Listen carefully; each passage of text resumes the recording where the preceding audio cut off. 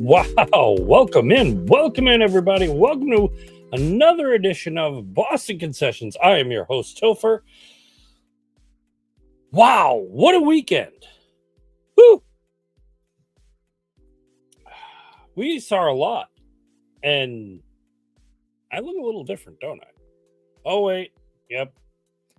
So there's a lot of stuff to actually go over and talk about. First thing is camera upgrade. So if you're on YouTube, I got a red tongue, so I'm drinking my Zero Powerade. A lot of stuff to basically go over. Like I said, new camera, new angles, a little more light. So I'm not as uncandid as possible, but you can see me. That's a little bit more of a bonus. God,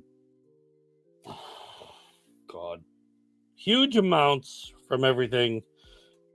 Bruins had their draft. Celtics had their draft from the last time we were here talking. Had an amazing show last time talking to Alan Egian.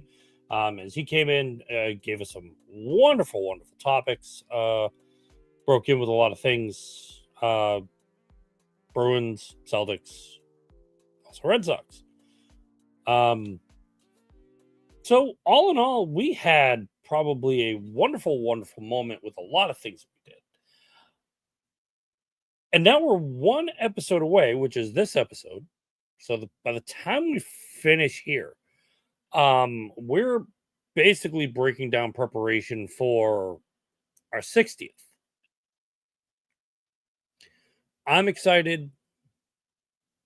I don't know if anybody else is, but let me tell you, I've gotten a couple people that have reached out to me that the one thing they've said is oh my God, did you really reach 60 episodes? Coming up to that point. It's a lot because a lot of things that I do are, well, some things I'm really passionate about. Some things I just get right into. I break the nitty gritty. And there's a lot more that I'm basically going to go over when we hit the 60th episode. There might be a couple people that come by and say hello. There may be a couple options here or there that I see. The one thing I wanted to bring up to you guys, if you do watch the replay on YouTube, or even if you're listening here on one of our multiple ranges, whether you're on Apple Podcasts, whether you're on Spotify, iHeartRadio, we get plugged into all that wonderful stuff. The one new thing we have is called SpeakPipe. So SpeakPipe I found just as a randomized piece. What it does is it allows listeners to leave voicemails. So you can go into the link. If you're watching on YouTube, you can click the link or copy paste the link. But it's also in our bio in YouTube. It'll be on the social medias. It's basically a beautiful thing because when you go on and you look at it, you can click the link, go in and record what you want us to say. Now, I know I'm completely off the rails, but I have to watch also what I say in certain moments, certain actions, because I don't want to come off as, I don't know, a pig to some ways. There's a lot of times we talk about fecal matter, because things are shitty. I'm not swearing as high as I did when I first got on the show. There are some things that just basically baffle my mind, where I will drop the F-bomb once or twice. I will let somebody know how I really feel about it, and then just run amok with 2/3 of the other stuff that basically go along because, well, it kind of deserves to be spoken to. But the narrative hasn't changed that I'm trying to be a little bit cleaner, but also not be as clean as I should. So with that, if you do go on SpeakPipe, please keep it clean. Please keep it professional. Please keep a lot of things that are basically going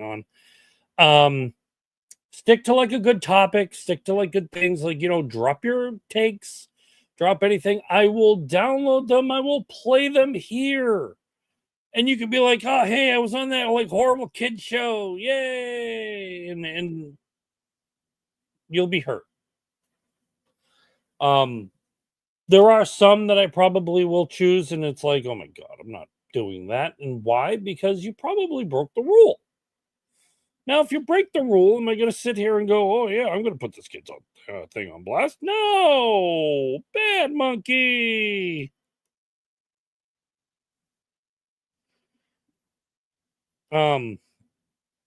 So, yes, we will be looking at like things like that. We will be, I also, for the 60th episode, I want to get as many of those speak pipes as possible. So if you drop it in, the other thing is, if you don't want to have your voice heard, some people have issues with audio. Some people like love it. Some people love to hear their voice. I'm not one of those guys. I know, like, it's like, wait a minute.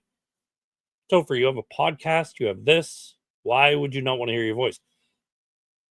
To some degree, my voice is horrible.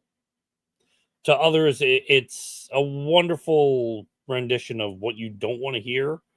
Or some people just love hearing it. Me, I'm just not a fan. But if you don't want to hear it, you can email us info.bostonconcessions, and the concessions is CONS. It's a play on words. It's supposed to be like that. I designed it that way. It's not just because, dude, you spelled concessions wrong. It's like, no, I didn't. I meant to do that. But yes, you can email us at info.bostonconcessions@gmail.com. What I will do from there is I can read your post. You can put your name. No last names will ever be given. I'm not putting anybody on blast like that. But in all fairness, I want to share experiences that some of you actually do when you listen. And these were some of the best motions I could actually come up with, because for one, it's almost like when you leave a voicemail now, it's kind of like you're leaving something of a note where I can hear you. And other people can hear you. So it's kind of like a call in. At some point during like some of the show, I want to figure out how to do that properly. I don't really have a person that can go over and monitor calls or drop things, or like, hey, we're talking about this, and then we're gonna like cut it candidly because, hey, someone decided to be political on a sports talk. I don't want that. And I don't want to have anybody feel uncomfortable. I don't want to have anybody feel completely like out of range.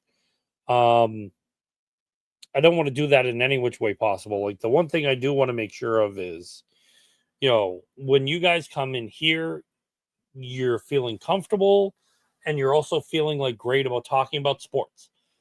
You know, to the fact that we're going to be talking about the Patriots, the Red Sox, the Bruins, the Celtics. That's basically our play. But then there's also things around that'll be absolutely beautiful to chat about, like, things that happen, like, the outer regions of Northeast sports. Because things like that do exist. So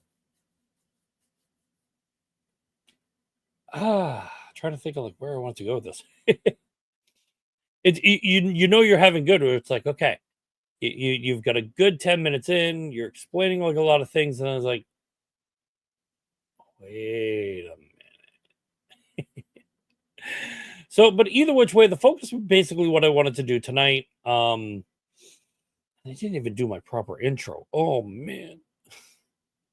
I helped a friend of mine. I did a comic book show this weekend. It was really it was all right. It wasn't like the normal comic shows where I go to and it's really busy.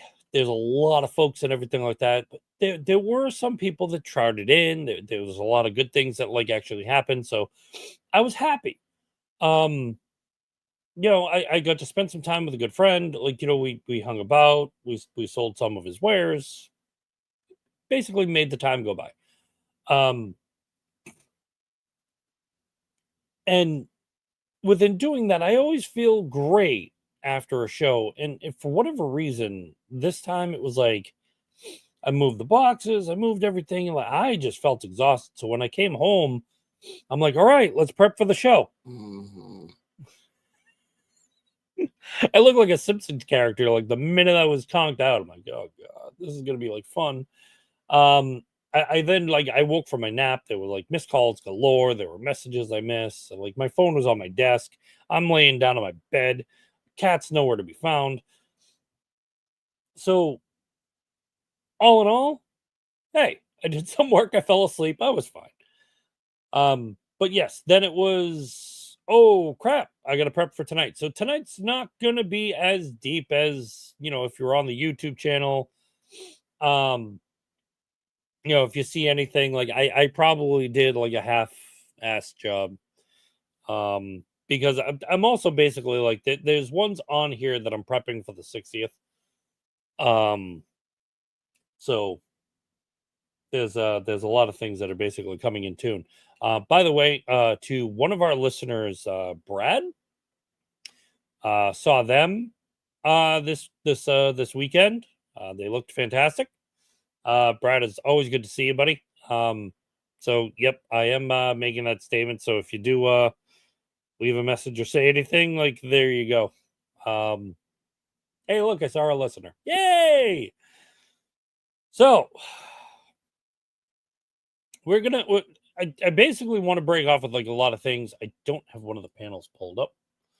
There's one thing here. There's a lot of things that um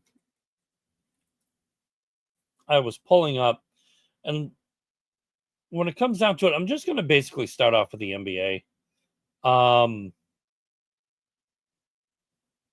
If I can find the link. Da, da.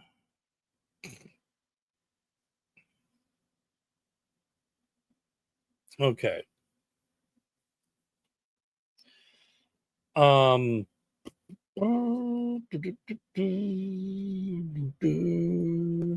Ta-da! This isn't my normal everyday. I'm gonna be very like cooped about it. Um. There's a couple things like within the NBA like I was actually looking at. One of the ones I look at is like NBA hoop rumors. They're one of the ones that they don't just show off like a lot of things. They basically take some pride into like what they do. So like a lot of times if I'm looking at anything, um I go into a lot of like what they listen to. They also post like where they get their information. So it's not like they're, oh, hey, we're going to give you like this mumbo jumbo jargon and like basically pitch it off. But I do look at the Celtics from time to time when I'm on here.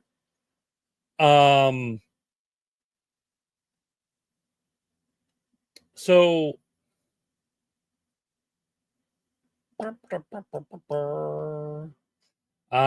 free agent center Al Horford weighing his options and is unlikely to come to a decision right away when free agency opens tomorrow. This report was actually done on the 29th, so it's the 30th now. So this was done on Sunday. It's now considered Monday morning.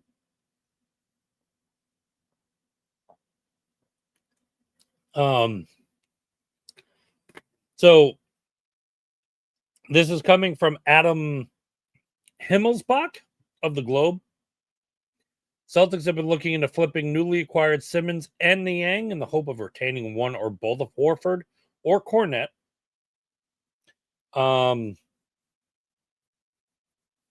And speaking of Cornette, The veteran center proved a valuable rotation big man.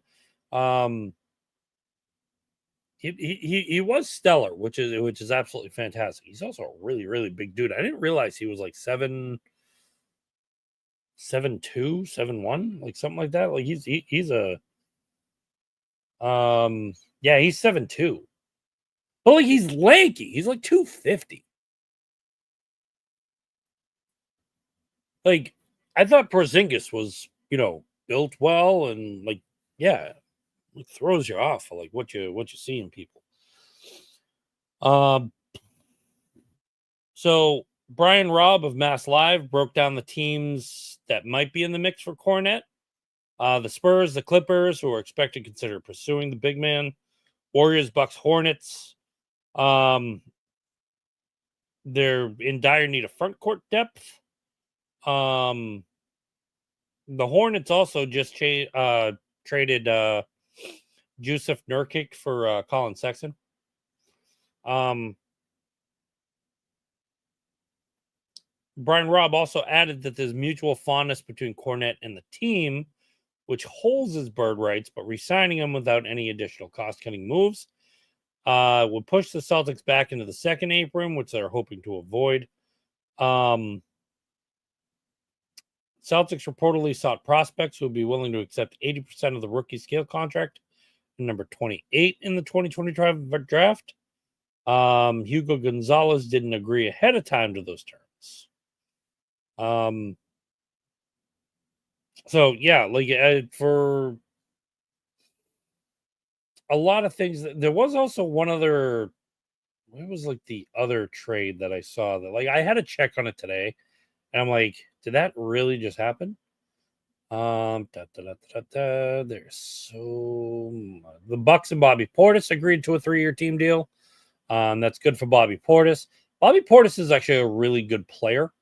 So it's a 3-year, $44 million pact, 3rd-year player option. I mean, he posts 13.9 points a game, 8.4 rebounds. I don't even think he's still. Yeah, he just turned 30, so he's still got some gas in the tank.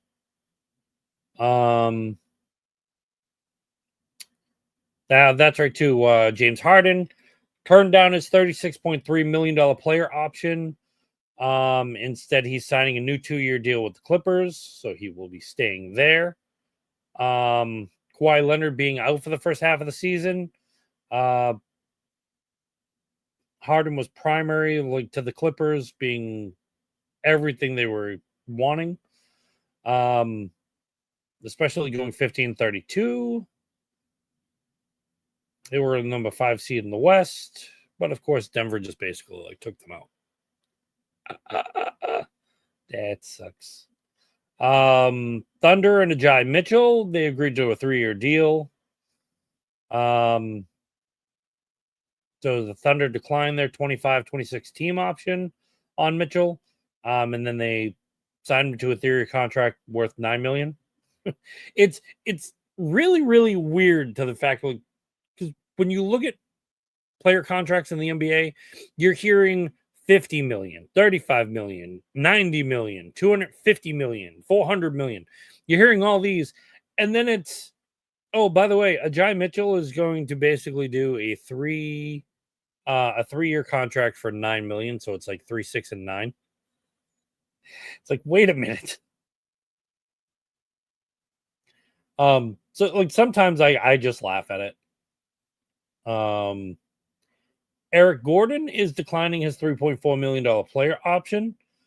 He will be an unrestricted free agent. This is coming from Shams Charania. It is possible, though, that Gordon will go back with the Sixers. So just waiting for that contract. Where is it? Celtics exercising the team option on JD Davidson. That's a $2.27 million salary for next season. It's fully non-guaranteed. If they wanted to, they could waive him before the season starts without incurring a cap hit. So he's basically a G League guy. I'm really looking for what I was. I love when I have something in front of me. And it's like, hey, I'm going to talk to you guys about this. And then it just goes to the wayside. It's like putting your keys down. And then, you grab like a snack from the kitchen. You pet the cat. You walk around. And then it's like, oh, crap. I got to go back out the door. Like, where the hell are my keys? They've left me. It was really weird because I had to do a double take. So, and I wanted to make sure I did it right. This is also a bonus as of today. Julius Randle signs a 3-year contract with the Timberwolves. It replaces the player option for 25-26. It's basically a $100 million contract. See, that's more NBA. Hey, $100 million for 3 years. So it's like 33.33, and good luck with everything.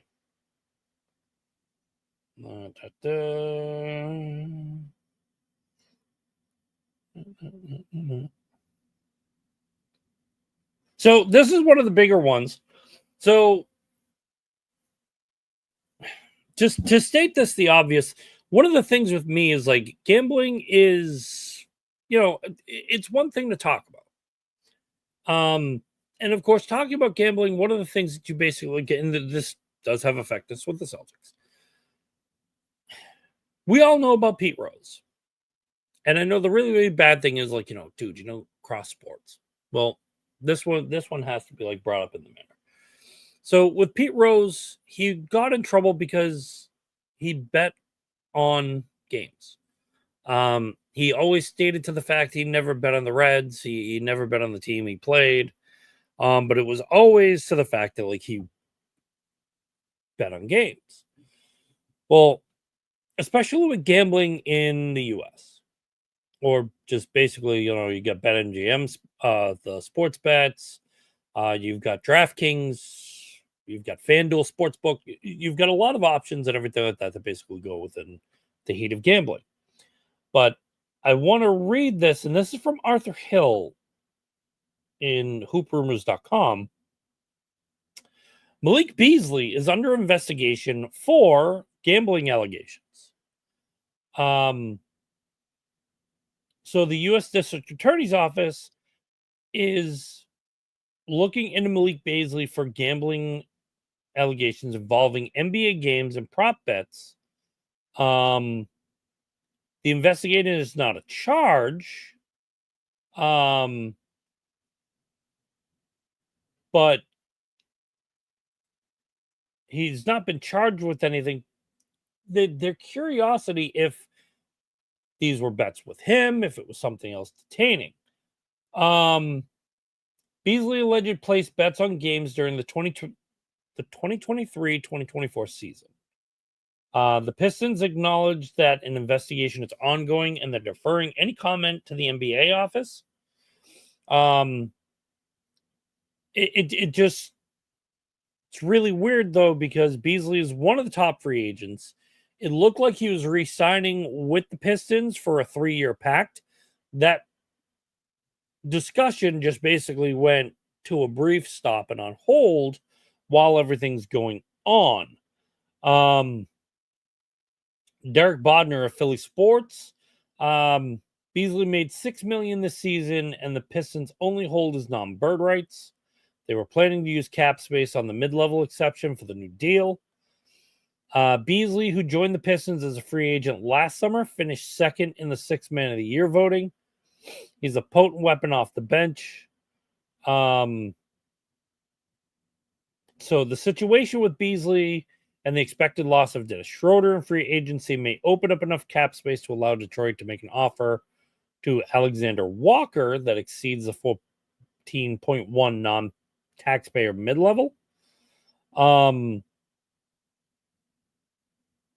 But they also could have 17 million available renouncing Tim Hardaway.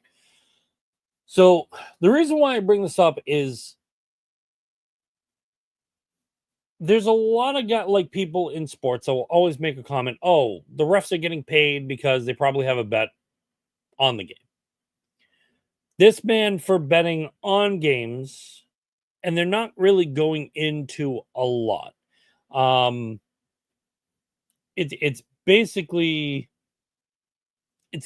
pointing out to the fact that like he's under investigation because, well, if he made bets on games, he was making money off it. And did he bet on his own?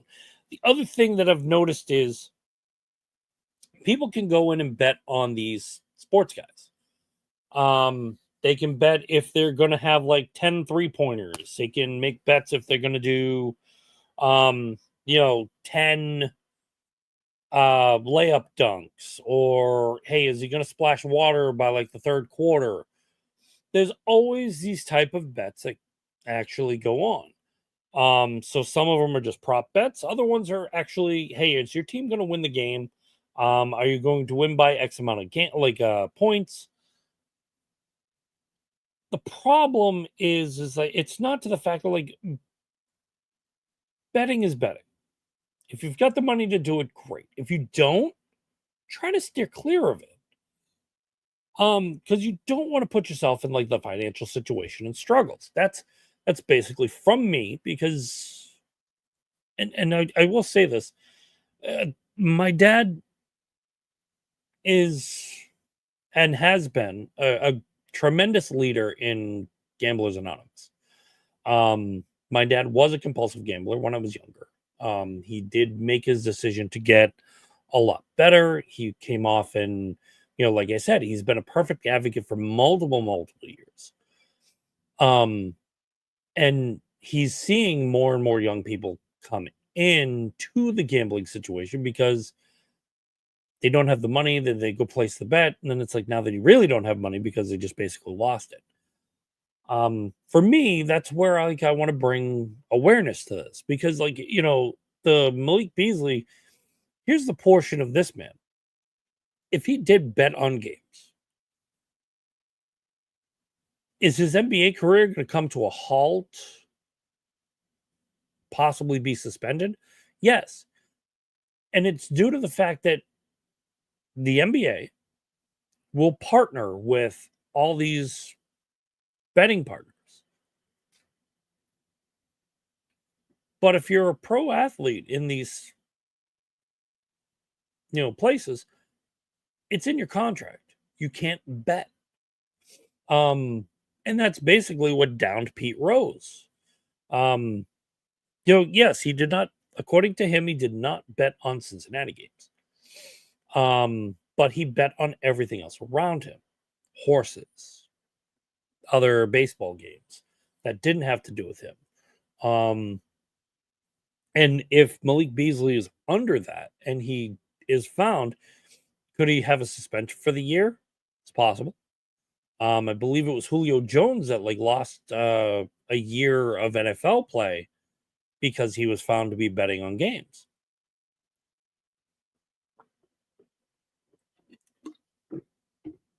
Sorry, that was the Powerade sip.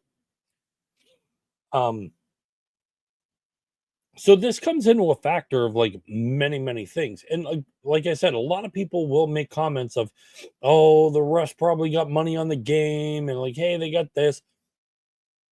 Let me be perfectly clear. The refs are exactly under the influence to not bet on games just as much as the athletes are. Okay? When it comes down to everything, the integrity of the game is the utmost important. So if you're kind of not having that integrity of the game, you're kind of not doing it a proper service. So I mean, I never want to see anybody have that moment, but it really kind of sucks when you go through a lot of that and you're reading things to that nature. And at the bottom line, it is someone that made the decision. They do have to live with it. Are people going to make comments? Yeah, sure. Um, it's just not one of those really, really fun ones. Because you do get like the jokes and you get like the brushback of like a lot of things, and um here it is.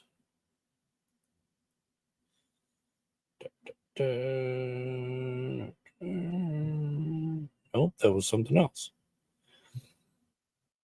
Um so it's especially like one of the things I want to say in closing about that, like if you're gonna bet, if it's $5, great, cool, but do it responsibly. And if you're also under any disregard whatsoever, if you feel to the fact you have an issue, make sure you're reaching out to the right people. Um, that's just my take on it, and just be responsible as much as you can. Because gambling can basically take a lot of heed with a lot of things, um, and it's not even how it hurts the person itself, but it can also hurt like family members around. It can hurt friends. A lot of people can actually be influenced with you making bets, and of course, it can ruin a life. Um, Sorry to get a little bit personal with the aspect, but it's one of those stories that, like, when it hits you, a lot of things like go through my mind, and yeah, like of course we're talking basketball, but this is baseball, football, hockey. There's a lot of sports you can even bet on. So just to anybody listening on that, like if you are going to bet, please be responsible with it. And like I said, if you do feel to the fact that like you do have an issue, please reach out. It's probably like the better thing like I could actually say for anybody. So this is the article I actually read earlier. Um, the Bulls actually moving on from Lonzo Ball, trading him to the Cavaliers for Isaac Oroko. The Bulls signed Lonzo Ball 2 years, $20 million extension in February. Um, Despite having like a lot of trade interest, like going forward with him, Lonzo Ball has basically been a versatile guard. He's been really good. However, the one thing that's basically held Lonzo down and where he has not had as much success as LaMelo Ball is Lonzo has basically been dealing with knee issues. So um some of the issues that he's basically been out of the 4 years, he's basically spent most of the time on those 4 years recovering from the knee injuries and everything. He missed 22-23 and 23-24. He came back in the lineup, so he has been around. You just got to keep him healthy. So what do the Cavaliers get? The Cavaliers get basically, like I said, they get a versatile point guard that can do a lot of things. The Bulls get a Coro who had some struggles with Cleveland. Um, can he have like shines and mixes of like actually doing? Um, yes. He's a second year of like a 3 year, $33 million deal. Um, but the one thing that they're noticing is that Okoro just didn't match into Kenny Anderson's system. So when he went in with it, he was doing really good. When the new system came about, he started to like come downward a bit. And it did have some dire effects. Looking here, he had career lows, 6.1 points per game, and 19.1 minutes per game. The averages shrunk to like 14.2 minutes, with 4.6 points per game, and that was in the playoffs. So if the Bulls can turn him around, it basically would give them a little bit more construction to like actually do it. But with the Bulls, it also allows them to possibly sign or re-sign Ty Jerome instead of having him go to free agency.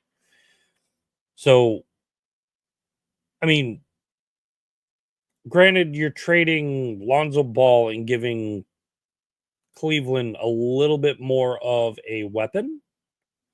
Be that as it may, like, you could talk bad about the Balls. Not what I completely meant. The Ball, see, even saying the Ball family just does not sound proper. Let's talk about the Balls, shall we? Somebody tuning into this point of his, it's like, why is he talking about balls? It's like, now I'm thinking. I mean, LaMelo has been probably one of the most prominent of the Balls. Now I think I'm just doing it deliberately. With a lot of things he's done in Charlotte, yes, it is proper to look at him and say he's been a very, very good versatile point guard. Now, Lonzo, like I said, having his issues, it's almost like Derrick Rose 2.0. So you got to change that. So hopefully within both of them going on to their respective teams, congratulations. And then while I was looking for that, one of the things I did see is we are going to be on the cusp of LeBron James making his 2025-2026 workup. He did actually state it today. That's that. Come on. I'm gonna put okay. So LeBron James is picking up his $52.6 million player option. So James will be closely monitoring the Lakers' moves this summer in the hopes of vying for a title next season. So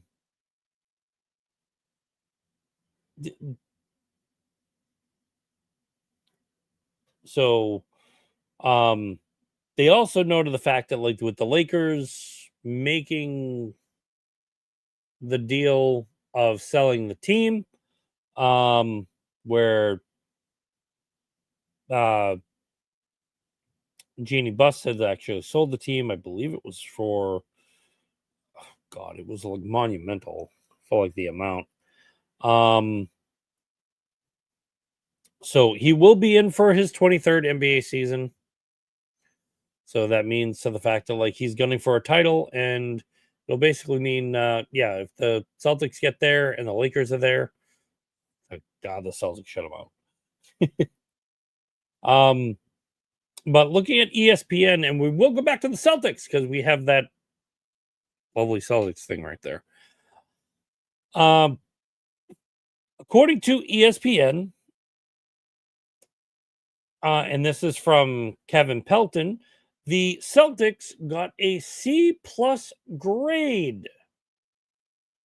Why? Because round one, they took Hugo Gonzalez at number 28, Amari Williams at number 46, and Matt Shulga at 57. He goes on to say Gonzalez would have made more sense for Boston as a stash pick, who would come over later in his development. Instead, Brad Stevens indicated the Celtics plan on bringing him to the NBA next season. He's compared to Denver Nuggets wing Kristen Braun. Braun, though not thought of as a shooter, hit 38% of his threes in college. Gonzalez shot 27% in Real Madrid. Williams, he's got multiple strengths as a rebounder, rim protector, facilitator at the elbow. He shot 54% career on twos. Very poor for a center who doesn't stretch the floor. Shulga is the last of the Boston picks. He's got 39% career 3-point shooting. So there's upsides, there's downsides. It's anything like what Brad Stevens is basically doing. He wants to put a product out there that is not looking really horrible for the season. Yes, it is really, really tough in the aspect when you lose your superstar in Jason Tatum. Speaking of which, Tatum is already working on recovery. There is a video out there that he does have a boot on his leg, and he is making monumental moves and stretches that are balancing and getting himself ready for the season. So he does look like he will be in tip-top shape. He'll be looking like he's ready to go. The question, like I said, that me and Al talked about is like, do you play him at the end or do you just allow him to do his thing? In my eyes, I believe to the fact that like you should sit him for the year, get him strong, get him passionate, and get him ready to ball. If you get him ready to ball, he's basically going to be a beast unleashed for 2025, 2026. I'm sorry, 2026, 2027. It's basically, as I put it with Al, you're going to have a basketball Jones on you. You're going to be sitting there, you're going to be with the team, and the only thing you're going to want to do is get in there. So that itch is basically going to be at the back of your neck going, oh my God, I need to shoot a ball. Is it going to stop him from shooting? No, there's going to be warm-ups, there's going to be stretches, there's going to be physical therapy to the fact that he works out with his shooting, with his mechanics, with everything that he does. And that's going to be great for him. But playing him on the court would not be a viable option. To me, I would basically keep him at bay for now. Get him worked and motivated where like when he does come back in, he's going to be hungry. He's going to want to get in there. He's going to want to like basically put fear in all the teams around him because he's going to want that secondary championship. He's going to want it. He's going to feel it. And depending upon how the Celtics do for the 2025-2026 season, if they make the playoffs but fall shy, it means to the fact that they can work with things, and Brad Stevens and Joe Mazzulla can basically put together something that does not include Jason Tatum. However, with Tatum coming back, that strength to get the team to the playoffs will be even more, which will probably give them the powerhouse in the playoffs that they need in order to contend in the East. Now, this will also go within how Jaylen Brown takes over for the team. Jaylen Brown is going to be basically the monumental piece you're going to need in order to run every single capability that you're going to do because he's not going to have Tatum with him. So one of the Jays is basically going to be controlling the floor. Luckily, he will still have Derek White in order to facilitate and go with.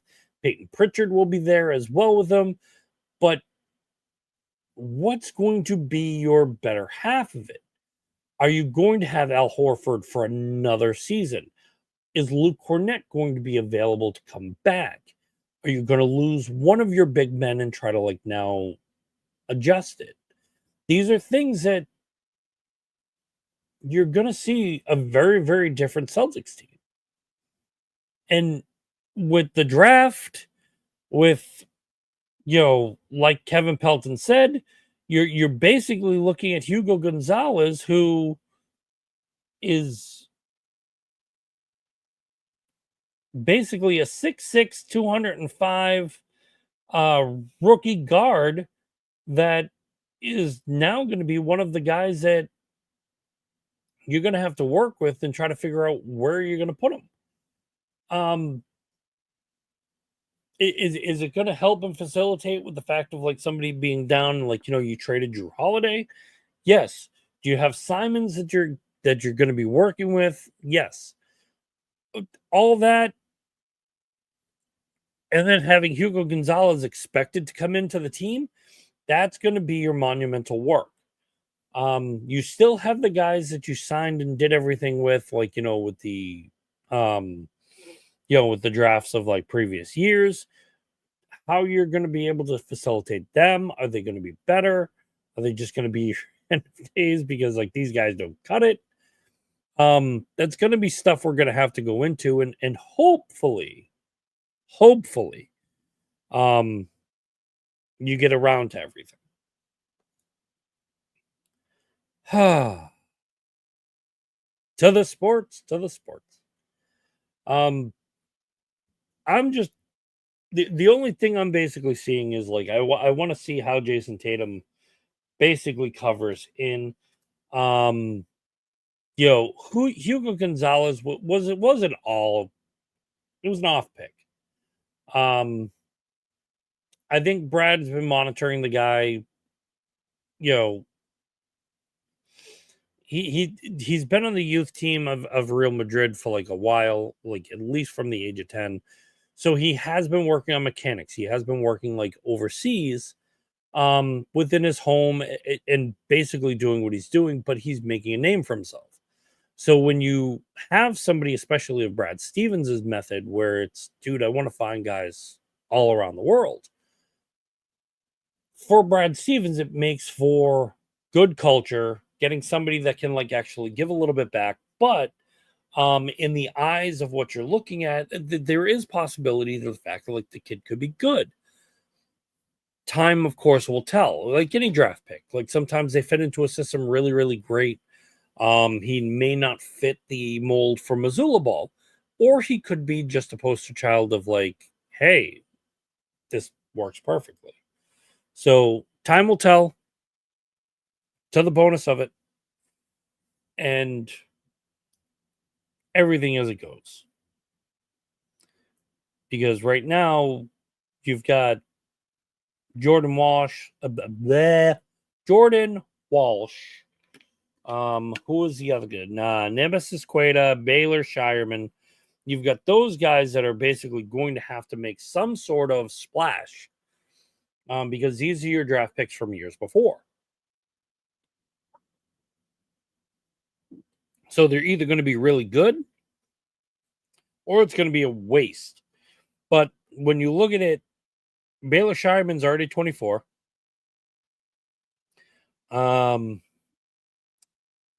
Jordan Walsh, he's 21, so I'm not worried about him.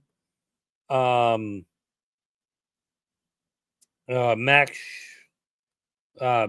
Shulga, they just signed. He's 23. Nemesis Quaid is 25.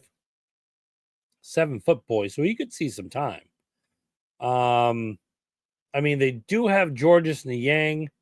The question is, are they keeping someone like him?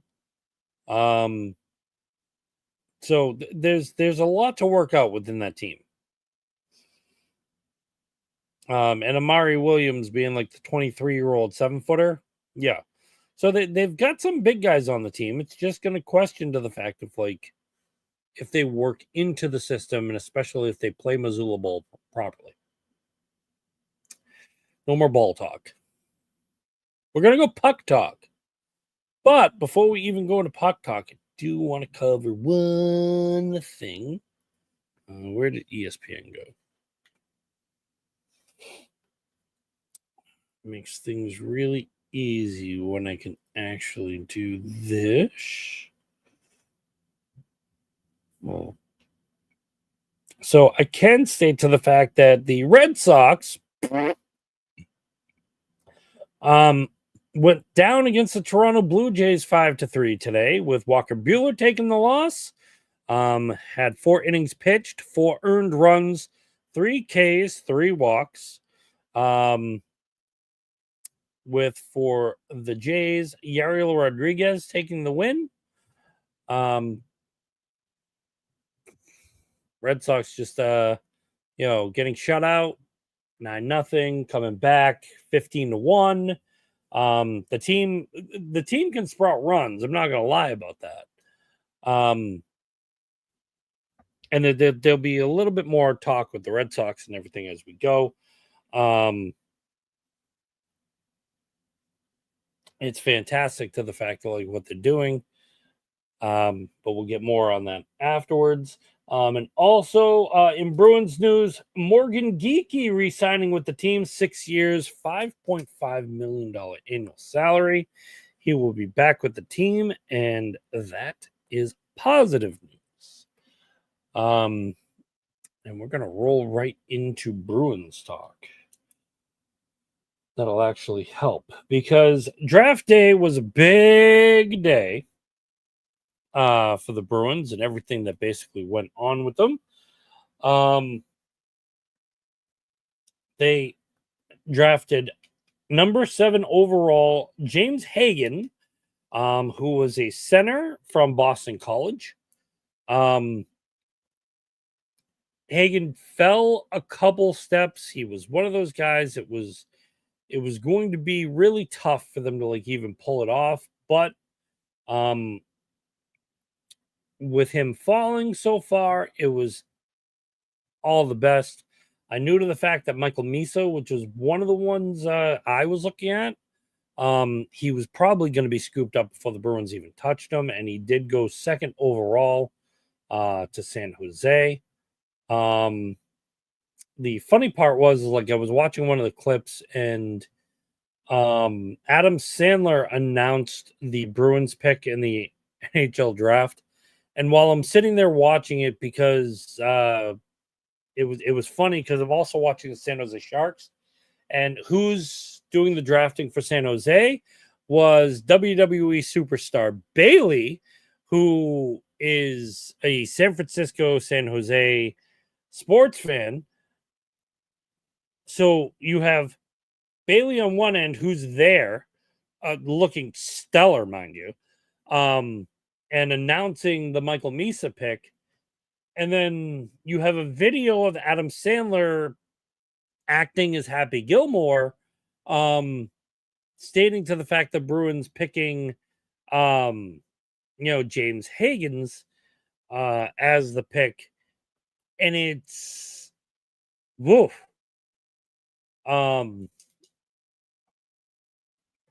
So it's a joy. But then as I'm looking again at ESPN, the grade for the Bruins was an A.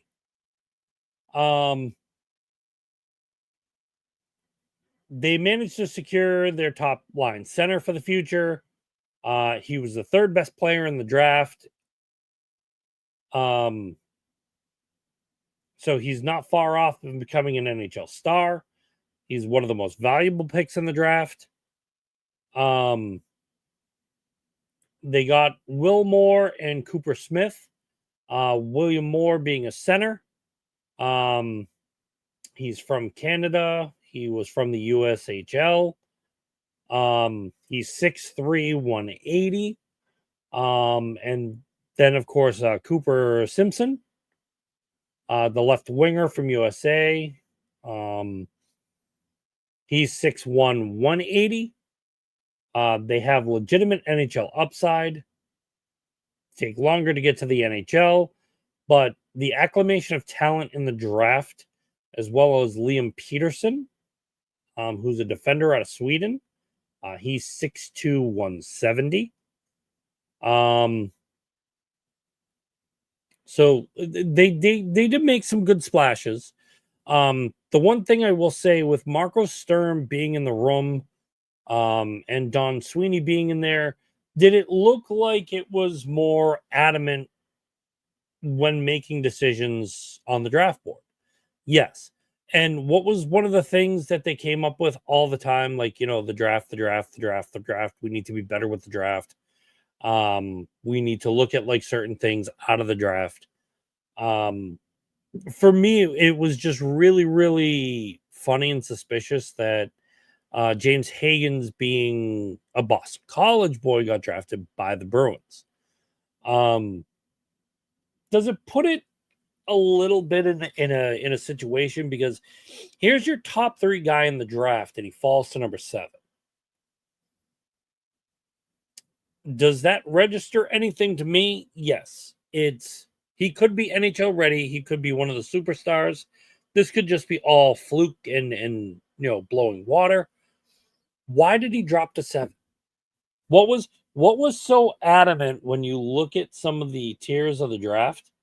Um, you've got Matthew Schaefer going to the Islanders at number 1. Yes, you had Michael Misa who went number 2. Um, Brady Martin, who it's it's not something big. Brady Martin was picked fifth overall by Nashville. So Nashville basically left James Higgins and Porter Matrone on the board. But Martin is a hit or miss piece. Peter Matrone being drafted 6th overall from Philadelphia. But what is it that like people were reaching for with those picks? Anton Fondrell. Fondrell has size. He's 6'2", 204. He was picked number 3 from the Blackhawks. Where's the other kid?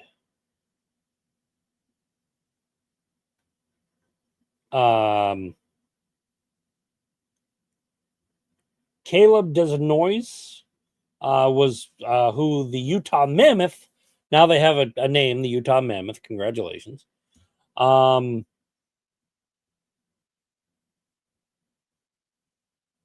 He's a solid kid, second line two-way center. But again, you left a lot of key pieces. Like if you were going for size, 6'2", 182. A lot of these guys picked people that were out of the spectrum of what you were looking for. When you're looking at the number 7th pick that Boston took, was there a chance of the fact that like they could have ended up with one of these other kids and been completely fine? Yeah. But where was everybody's thought with this? Because everybody that was basically left on one of the early picks, the question was, why did you leave our pick to be at number 7 when he could have went 4th? He could have went 3rd. He could have went 5th. He also could have went 6th and been completely fantastic for what he was picked at. But again, that's the luck of this, to where there's an option for what you're doing. You're looking for specific players. And of course, when you come into the board and you're looking at everybody, somebody could have said like, hey, this kid's got more upside than the other kid. Okay, fine. There could have been just a little bit more within certain things that, everything else that goes to me. I just want a center that's going to come in and actually do the job. I want a kid or two that's going to come in and they're going to basically like look at what the Bruins are, look at what the history is, and like look at how and ways in order to step up and be a leader for the team. And like when me and Al talked, like, on Thursday, one of the things was is like you don't have that captaincy. You don't have anybody to lead the team for the Bruins, which brings me into another roamed piece. Brad Marchand is completely on the board to come back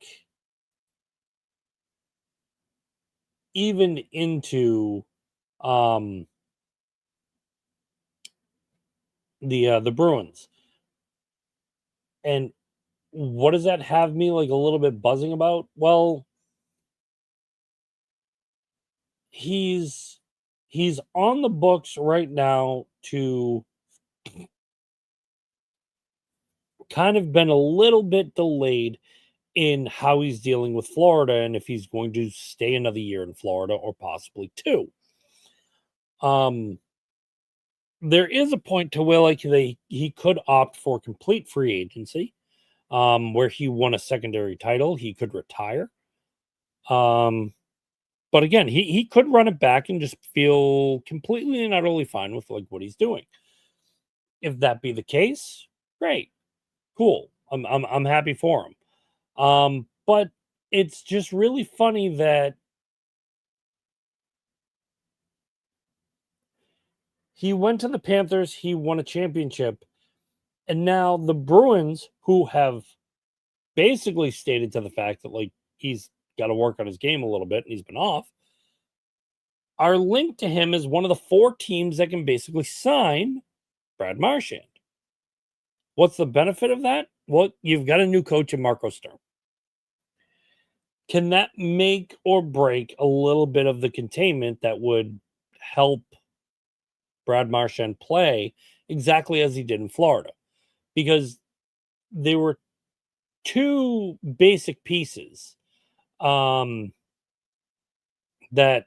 went into the Florida game, or games for that matter. Brad Marchand just looked like a man unhinged. What does that say to the Bruins? If I'm Don Sweeney, I'm taking it as a slap in the face. Because for whatever reason, this moniker of Brad Marchand was not going and doing everything that he normally would in a Bruins uniform, but yet he goes to another team and all of a sudden is just killing it, especially in the playoffs. Like, Florida may not have won some of the games if they did not have Brad Marchand. True or false? 100% true. Brad gave the tenacity to motivate Florida. He basically built up throughout each round of the playoffs, showing more and more grit and passion to win that championship. So what does that mean for them? Well, for starters, you basically made a couple signatures. One of them is,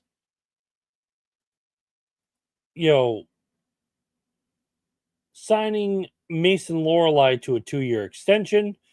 He's the annual cap hit of 3.2. He's a 6'5", 220-pound defenseman, 24 years old. This will sign him till 26. Is Lorelei really good as a defenseman? Yeah, he holds his ground. So that's at least a bonus for what you're looking at. And then to follow up with what I said during the announcement of scores, Morgan Geekie signing the 6-year, $33 million deal. He had a career high 33 goals, 57 points. That was in 77 games. He completed the 2-year contract he signed when he joined the Bruins. So to me, this is a beautiful piece. Especially being a 2017 third round pick from Carolina. Does he give a lot of structure within what he does? Yes, he's 26 years old. He's got 72 career goals. He's got 87 assists, 159 points. His plus minus is on 11, and that's for his career. Is he a positive aspect to have in the locker room? Yes. Is he really good for what he's doing everywhere else? Ecstatic. Is he a leader? That remains to be seen. Because I like the signings, I like putting forward with everything, but I'm still looking for that leadership role. I want somebody to take the sea and take the reins. And I know a lot of you out there have still been saying, oh, just give it to Pastrnak. I don't care if Pastrnak is scoring goals. I really don't. That does not make a captain. If he's your favorite player, great.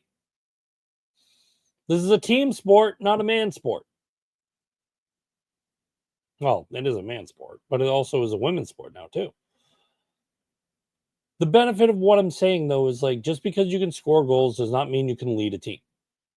And if you're out there looking to score goals and basically take reins, you're also not stepping up in order to make the changes that the team needs to handle everything. When Brad was traded, what did Pasternak do in order to step up? He orchestrated a lot of his individual stats, but not team stats. Is that a leader? No. Is it your primitive goal scorer that will go in, score the goals, make everything happy, and like call it a day? Yes. Is there anything wrong with that? No. But you have to take within that manner that there is going to be adjustments that you will see. When I look at this, and especially what's next for the Bruins, you've got free agency that's coming around. You're re-signing guys. Are you going to have enough money in order to do everything you want to and more? Because now you have to look at who you're going to sign, who you're going to put in that role. Where are you going to have those options to take people and go, we need him, we want to sign this guy, and we want to do this. Now, if you take on someone again like Brad Marchand, are you going to be able to pay him? Because Brad's a two-time Stanley Cup champion now. Are you going to be able to pay him the money he wants? But this will also allow him to officially retire as a Bruin. But like one of the things I said with Al during last show, with Patrice Bergeron gone, the identity of a captain is very, very missed. When you had Zdeno Chara led by example. Patrice Bergeron was an assistant captain who led perfectly by example for when Zdeno Chara decided to retire. He's making that next step forward to become that captain. And he did it with perseverance and excellence because he's also been a captain throughout the entire NHL of his career. There were a lot of guys in other locker rooms that looked up to Patrice. With Patrice gone and Marchand taking that captaincy role, there was some things that Marchand left on the table that did not, motivate as a captain. And this is where I worry about David Pasternak. He's very well spoken for certain things, but he doesn't extenuate what needs to be done on the ice. And especially when you're looking at some of the things that you'd be looking at for your individual stats. Don't need that. The only thing I basically want is, dude, control the team, work with the team, work with the coach, make sure everybody's on the same page, and above all else, get the job done. You looked good at the end stretch, which means the kids are all right. You need to figure out what you're doing with the goalie situation because, of course, there's a new coach. You've got Swayman who's going to be in there. He's going to take the reins with like being that guy. There's going to be like a lot of pieces that go in. And Korpisalo, if he's not going to be like the everyday starter, well, according to him, he's wanted out. Good. Get him out. You've got a young kid in the reins that can basically come in and do the job.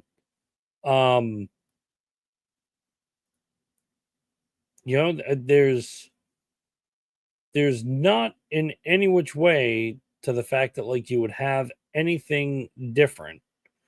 And of course it's not going to, oh God. Where is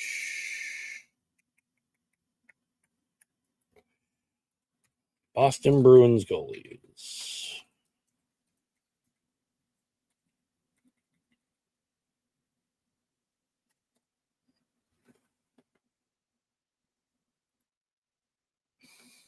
And of course, they just show Corpusalo and they show Swayman.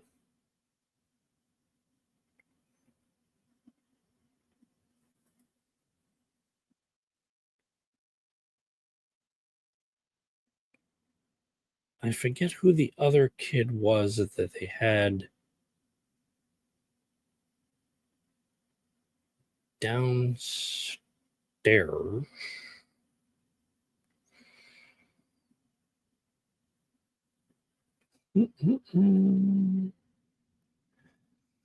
But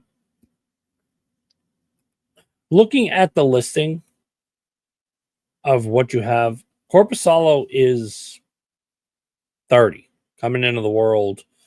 As for what he is, Swayman is still 26 years old. He's young.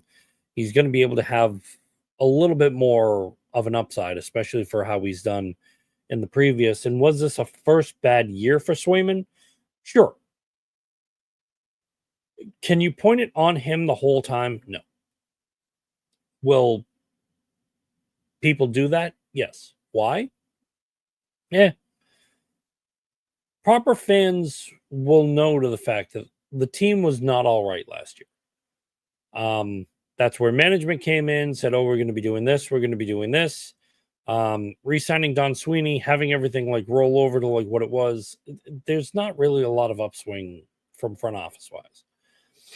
The draft was a complete 180 that has a lot of potential with how it's looking. Now, if you're looking at the draft and you're hoping to the fact that something is going to go proper, that's what we want, and that's what we want to see. As far as everything else goes, that's really where you've got to like put your focus on and like, you know, kind of like have your big boy pants on and be like, all right, let's do this proper. And that to me is basically what you have to look at and what you're going to carry. So as far as what the team goes, I've really got to take it to the level that you have to kind of put it to like a different manner.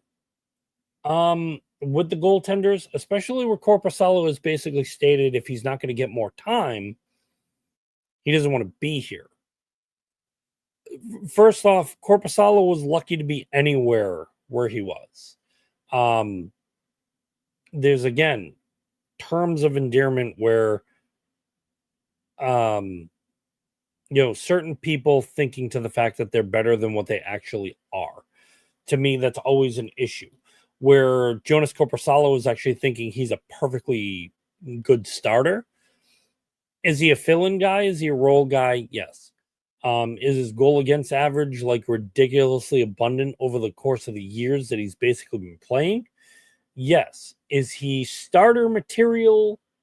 No. His games played, he's played 303. He's got 126 wins. He's got 7 shutouts. Last year, he had 11 wins with 3 shutouts. His goal against average last year was 2.9. His goal against average in his career is 3.5. That's just a little, a little bit with a pop. Corpusalo was a Blue Jackets number 1. He had a 19 and 12 and 5 with a 260 goal against average.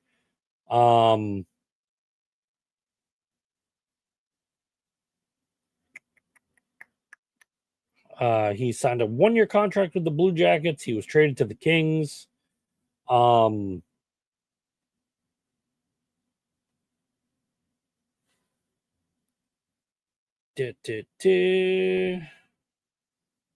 then he's basically been within the system I mean, looking at his stats. So 2021, he was a 3.3 goal against average. He was 9-13.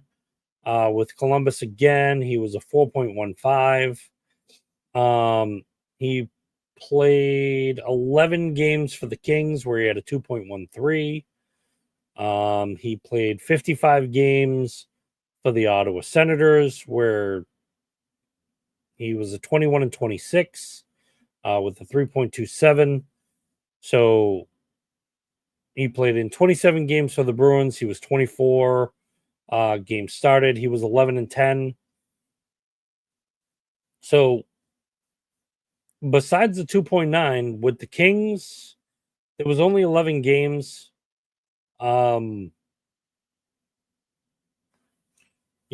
was the 2019-2020 season where he had the 2.6.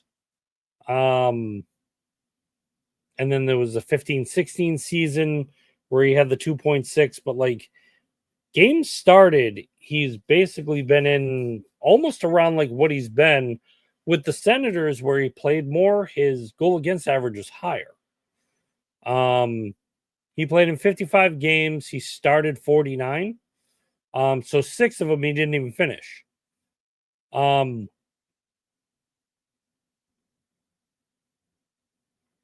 of these, I mean, like, you look at 21-22 season, which was his worst. That was 4.15. Where he went 17-11, he didn't finish 5 games. He started 17. And he played in 22. So could have been an injury, could have been like a couple other things. But if I go back to goalies, or we're looking at even Jeremy Swayman, his goal against average was 3.11. He had 22 wins. He had 29 losses.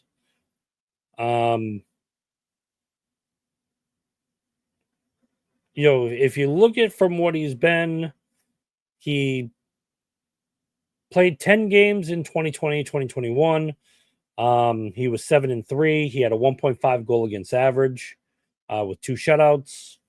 The 21-22 season, he had 39 games started. He was 23-14. He had a 2.41. 22-23. He was 24-6 with a 2.27. So, like I said, the 2024-2025 season was Jeremy Swayman's worst. To where he also had a losing record. The team was in its all-around loss. But to keep everything to where like you're just a little over 3 on a goal against average, your save percentage hasn't really gone down much. Especially when you started playing more games. You kept it, 2021, 2022, it was 0.914. 22-23, it was 0.92. 23-24, it was 0.916. But you've also had 16 shutouts.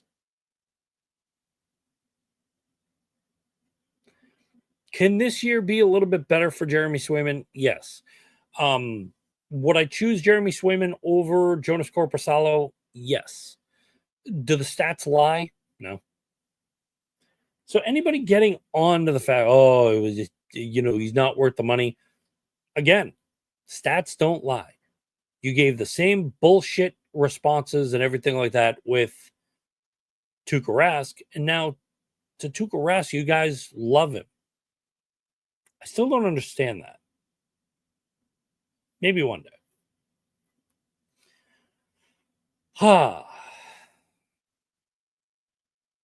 It's almost that time. But before we go, I'm gonna do like a little bit of a good chat here.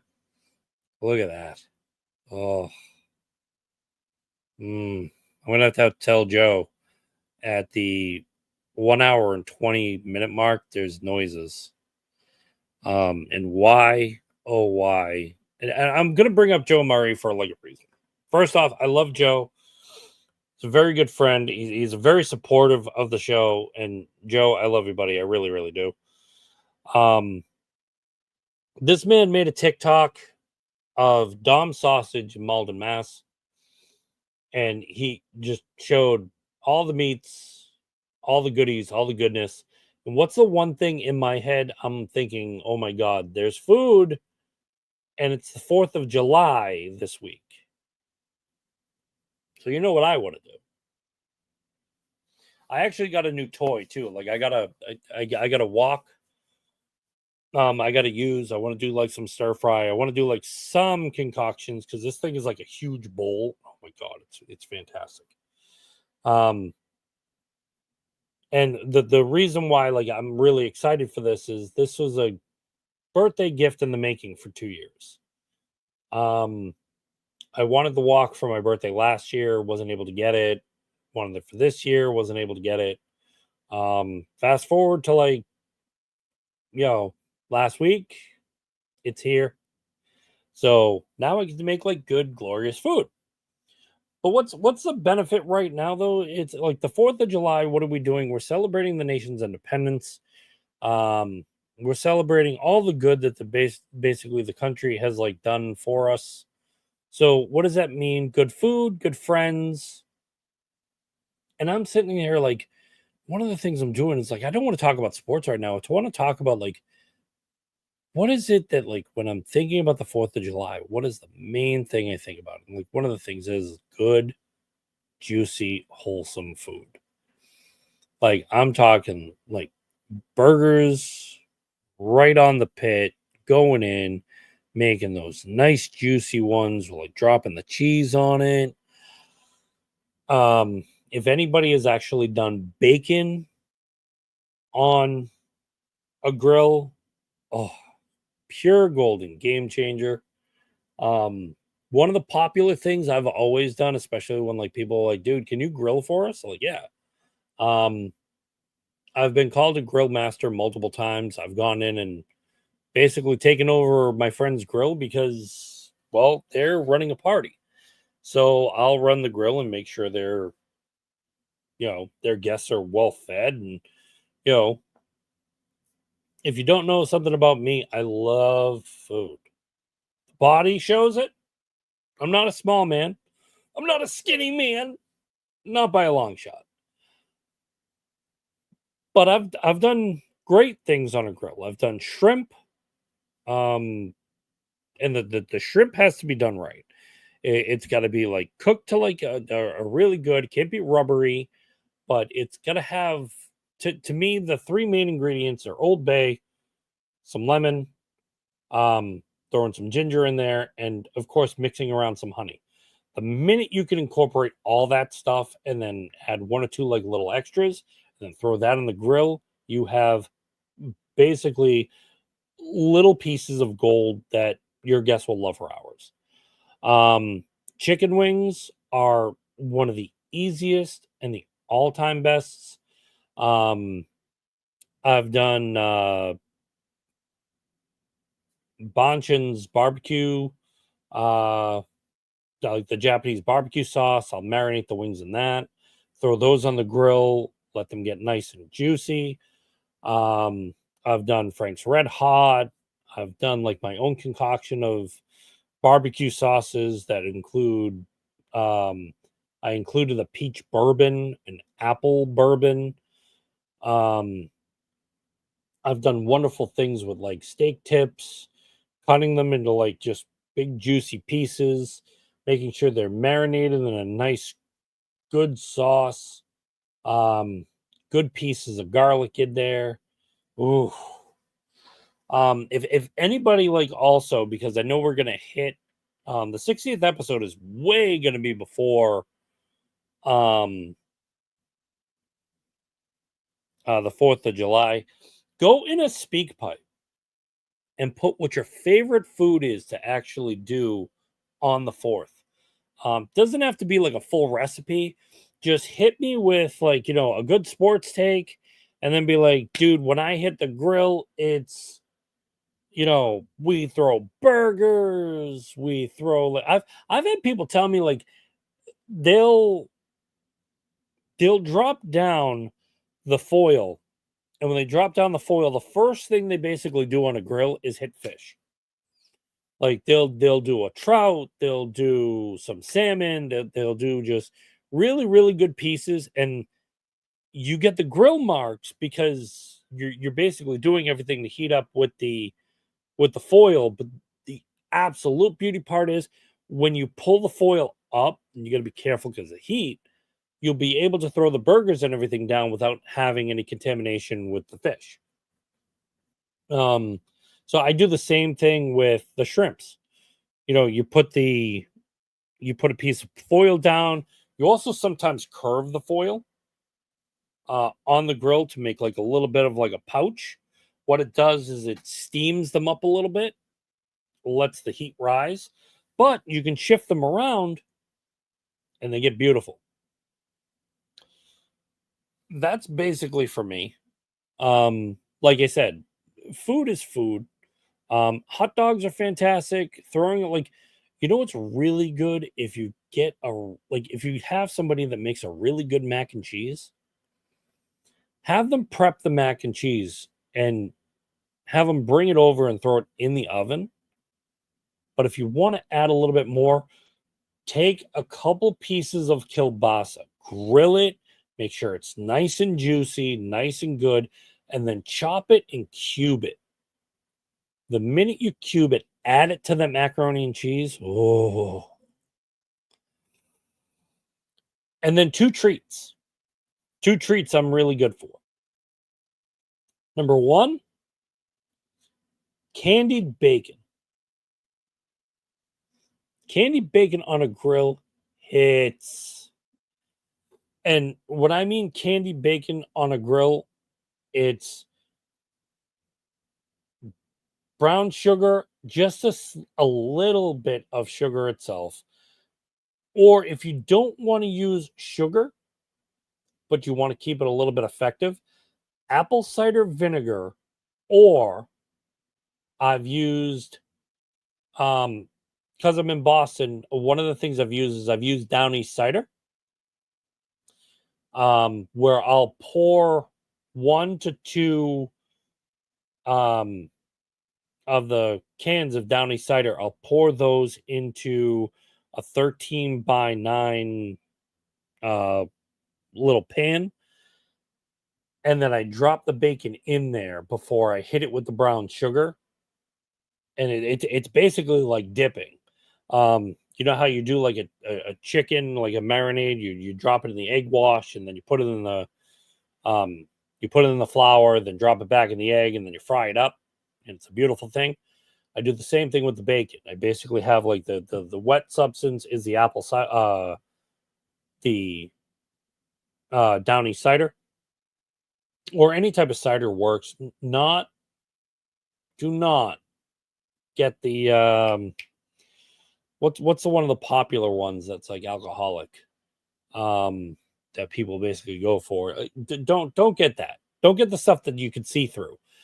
Get like, if you go through a pure cider house, one of the things is pour it into a glass. If you can't see through it, there's a reason for it. It's pure, it's distilled, it's a perfect thing. Don't get a flavor, so to speak. Just get a regular cider. Unless you want a good flavor to it, then get a flavor. But I pour it in the 13 by 9. I drop the bacon in, and then I hit it with the brown sugar and then pull it up. You'll see it crystal. You drop it right on the grill. You'll feel it. You'll smell it, because that alcohol burns off. It's got the flavors of the apple, and then you got the bacon and the brown sugar.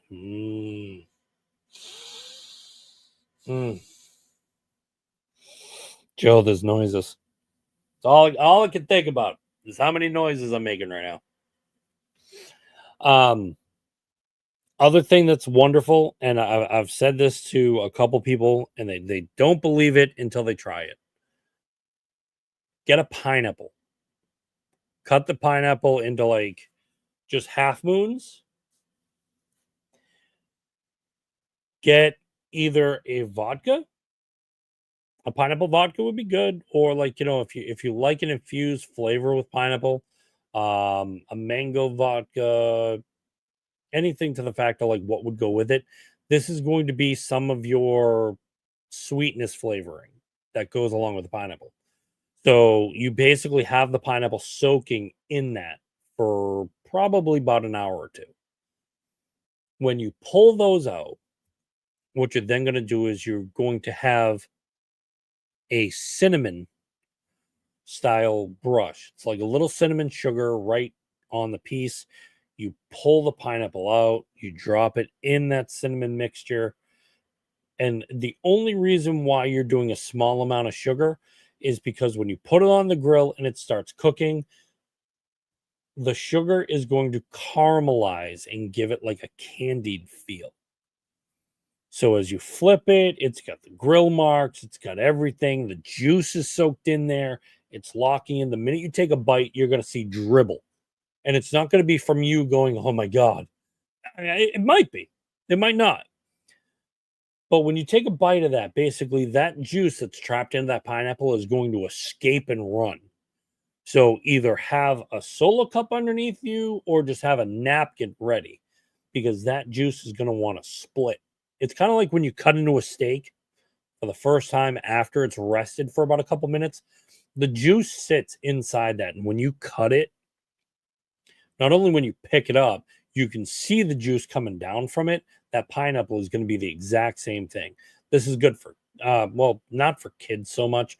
If you wanted to, instead of doing the vodka, if you wanted to do a more kids friendly aspect of it, a kind of like a similar juice, like I would do like an apple. I mean, you can do the apple cider vinegar, like I said, and like this way you give it like an apple feel. You can have it soaking in that and then roll it around in like the the cinnamon sugar mixture and then pop it right on the grill. That'll be good for the kids. You can enjoy yourself as much as you need. And it's a great and wonderful experience. For me, 10 out of 10 as always. Anytime I've actually done this, it's been a wonderful joy because when you see people like, they're like, oh my God, I just had the meats and I had this and I had the chicken and oh, I can't eat another bite. And the minute they smell that grilled pineapple or the candied bacon, they're like, wait, what's going on there? What are you doing? What's happening? It gives for like a good treat and it's worth it every step of the way, especially when you don't want to fry something, but you want something to be, good mixture of flavors, good aspect of, that good ratio of turning good food into good talking points because there's sometimes when you're at a party or a barbecue, you don't know what to say, you don't know what to do. The food can actually be that wonderful conversation piece. You don't know what to say to Bob, but all of a sudden Bob does a really, really great burger. It's, dude, what'd you do with this? Next thing you know, you get an hour conversation about food. And pro tips, pro tips. I'm saying pro tips. I'm not talking about steak tips. Pro tips for 4th of July. For starters, bring something. Don't sit there and not bring anything. You look like that guy. It's not to the fact that people will talk, but it's a nice, good gesture to the host. Easiest thing to bring ice. It melts. Everybody needs it. Everybody needs a drink cold. Some people have those in house ice machines. If you have 15 guests that are going for ice, you're going to run out of it. It's good to like actually have the bags of ice. Potato salad, macaroni salad, otherwise. If you make it, make sure to put, if you put nuts in it, raisins, etc. Some people are allergic, some people don't do it. Your best easy bet is to buy it from a store. The reason being is because all the ingredients are in there and you don't have to explain. 9 times out of 10, if somebody eats it from there, they're good to like actually eat it there. If you add something completely and utterly curveballed, tell somebody. Do not just assume they're okay with it. The reason why I mentioned what I do with the fish before I throw down the burgers is because if people have seafood allergies and then they eat a burger, where are they going? To the emergency room. That's not a party I want to be at, because the party then ends because we're more worried about our friend than we are the party. Don't be that guy. Other thing I can also state is be very, very conscious about music. It's not all about you. Some people will actually have wonderful music playing that you can get into. You can dance. You can have fun with the kids. But somebody is going to put on 1, 3, or 5 songs that will probably drive you completely crazy. Be open-minded. They listen to your horrible music. You can listen to theirs for a couple songs. But then when you want to argue about Aunt B's, 1940s, like, oh my God, it's not swing music, but it's like, what the crap? If it's a consensus where you're like, dude, really? That's a different story. But be conscious of the fact that somebody else has an opinion, not just you. And above all else, be careful when playing with fireworks. If you light them, in the state of Massachusetts, it is still illegal. But if you light them, make sure to give yourself plenty of space. Make sure you got all 10 digits. Make sure it's pointing upward, and do not point it at anybody around you. Those are my tips for the 4th. And we'll probably have a couple more. Oh, I don't want a burger. It's like 1:42 in the morning when I'm recording this. I don't want a burger. What's wrong with me? Oh, the thoughts. I have nowhere to grill this year. Do you know how disappointing that is? Like, I have nowhere to put. I'm not saying it. I'm sitting here like I have nowhere to put my meat this year before.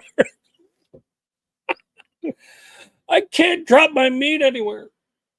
No. I'm okay. We'll probably do something like, I'll probably do like something like really good, and like, I'll hit the wok and throw some stuff in there and make like a good mixture. Maybe I actually might make like some shrimp and like hand them out. You like shrimp? No? Okay, cool. Moving on. I'm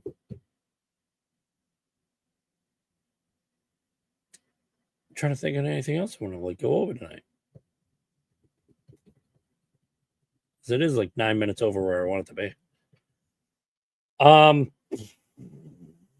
Easy aspects that I will state to everybody. Wednesday will be a very special 8 p.m. It is not a very special episode of Blossom. Nobody get any ideas. But 8 p.m., we will probably have, like I said, we will have some guests. We'll hopefully have some wordings, some wonderful things. I'm going to try to go over as much as possible. But like I said, 8 p.m., it will be a good show, expected for about like 2+ hours. It is a 60th episode extravaganza. I was supposed to do one of these for 50. But like I said, I completely lost track due to the fact that like I changed to season 2. But you know something? It's coming up to July and I'm at 60 episodes, and I couldn't be prouder of myself. I know I'm like really hard on myself like most of the time, and like I give myself crap a lot. But I can sit here on this mic and actually state to the fact I'm very proud, because I have this passion to talk about sports. I have this passion to, like, pick what I do and just make it apparently mine. Like I can state my piece, do everything as I feel, and there's more coming out of me. So it's for me, it's good.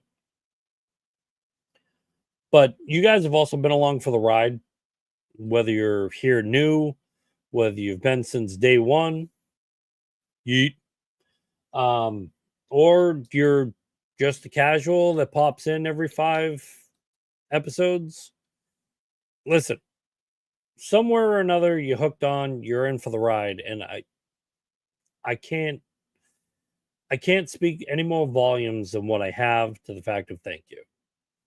Because I do this a lot for me because I've always wanted to get a lot of my thoughts out, and making a part of this is a huge monumental thing. So for me, it's great times. But great times also call for me to go to bed. So with that, um, like I said, this is Boston Concessions. I am your host, Topher. We are an SSBN podcast. Those lovely boys from Rhode Island have the lovely audacity of having me like do things for them, and I am ecstatic to love them unconditionally. And I'm not going to say why, but like we'll have that talk like at a later time. But to the fact that everybody has been here for 59 episodes, holy cow, we're going to get a lot done. We're going to enjoy every minute of what's going on. Feel free to like drop in the speak pipe, drop your comments, concerns, takes if you want me to like pitch them off, but also in any which way, shape, or form, share some barbecue stories, baby. Let's get that before we hit the 4th of July. Till then, like I said, there'll be a lot more and everything. And check the socials. You can find us at Boston Concessions on Twitter. You can also find us on Instagram, Facebook. And also, we are on Apple Podcasts. We are on Spotify. We're on iHeartRadio. Even Amazon has podcasts that we're a part of. Whoa. So go show some love, go share, go do everything like that. And let's look forward to the next 60 episodes because I already am. So until then, guys, until we hit our 60th on Wednesday, thank you very much. And we'll talk to you then. Good night. Or good morning. Whichever it is to you.